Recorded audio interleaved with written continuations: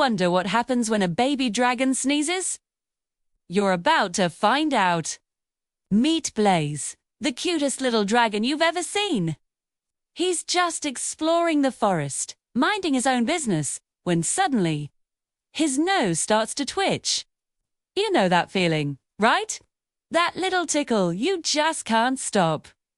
He takes a big sniff of a flower, and oh no, here it comes. His tiny little nose starts glowing orange.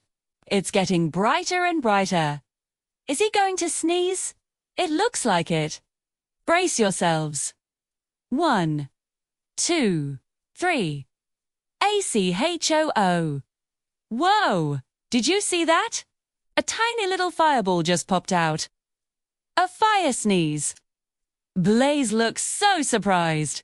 It's like he's thinking, did I just do that? He's so embarrassed and confused. It's absolutely adorable. The smallest sneeze with the biggest surprise. If you think Blaze is cute, hit that like button and subscribe for more of his fiery adventures.